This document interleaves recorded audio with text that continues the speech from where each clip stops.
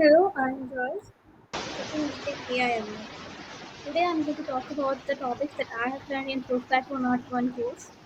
Today I'm going to talk about variables, arrays, objects, functions, and loops.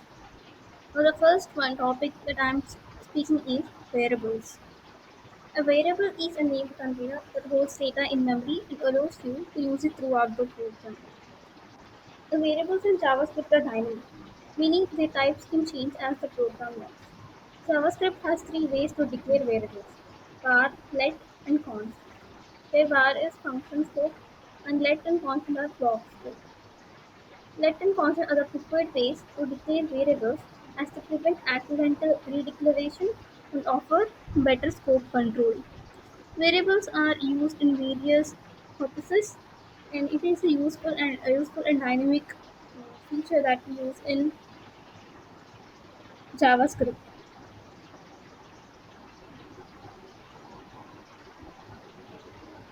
So coming to the examples that I have used, uh, here I have used three keywords: var, let, and const. Here in the var, let, and const, var x is equals to 10 declares the variable. I mean, it is known as initialization. So x is equals 20 is where reassignment is allowed. X is equals 20 reassigns the value of x from 10 to 20. Since x was declared with var, reassignment is allowed as it is function scope. On console.log, uh, bracket var x gives this is for use for result. This line prints the current value of x to the console. After reassignment, x is now 20, so it outputs var x is equals to 20. So the next topic that I have used is arrays. Arrays are dynamic in JavaScript. They are useful in many ways. So coming to the array is so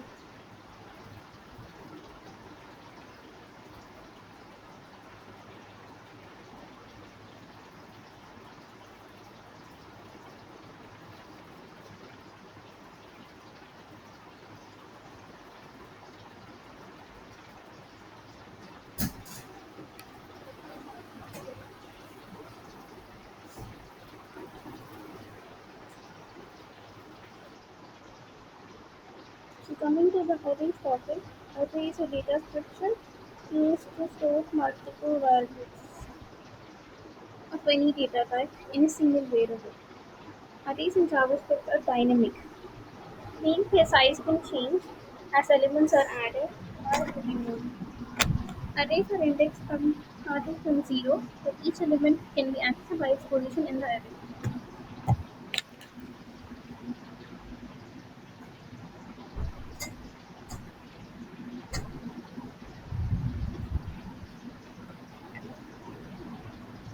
JavaScript arrays have built-in methods like push, pop, and splice for managing array data. So in the example that I have used is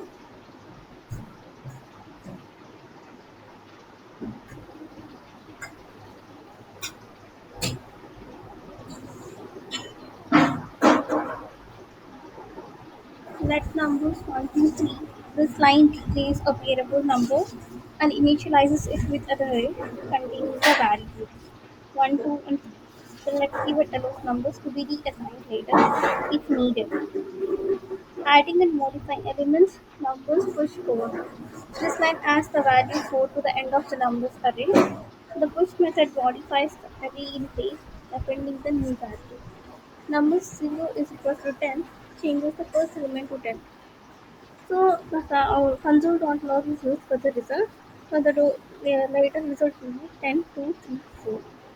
Console.log prints the result and the final array will be 10, 2, 3, and 4.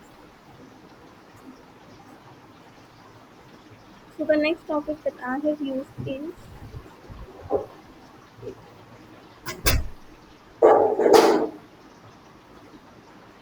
functions.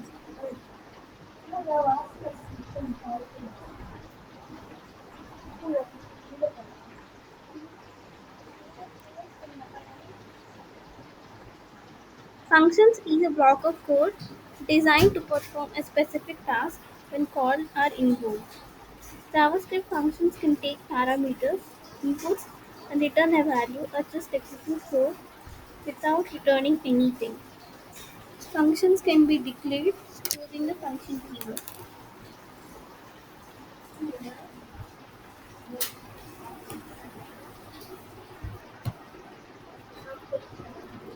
And can be written as arrow function. Functions allow code reuse, reducing duplication and improving code organization.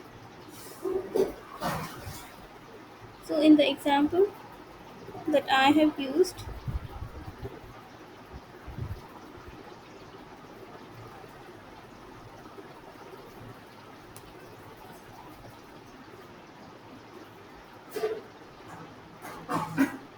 function add a and b, written a plus b. Let result is equals to add 5 comma 3.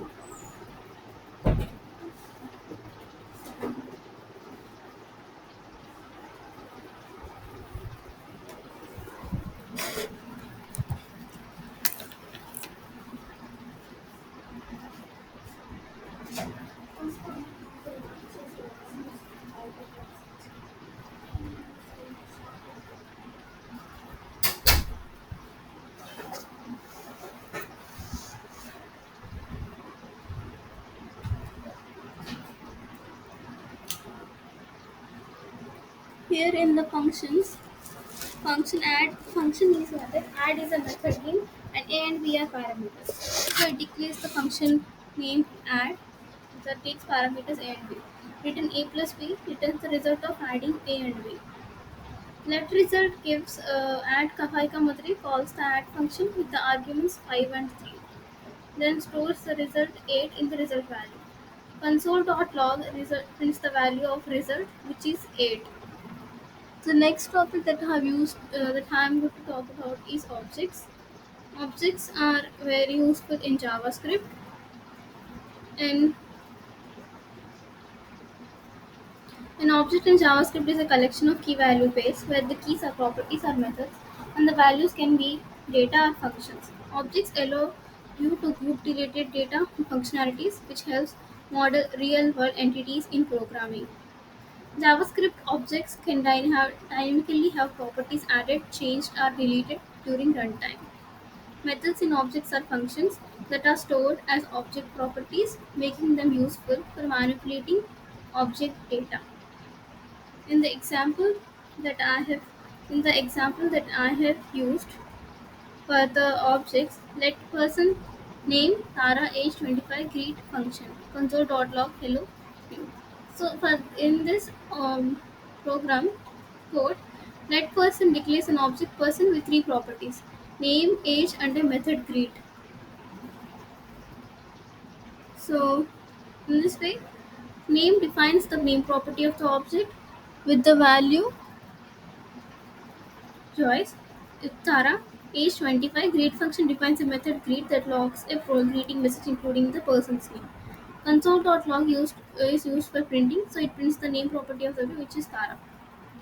So coming to the loops, there are three types of loops: for loop, while loop, do while loop.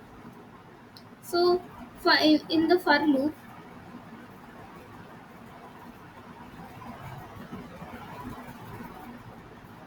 is used for initialization, condition, increment, decrement, while condition and do while. So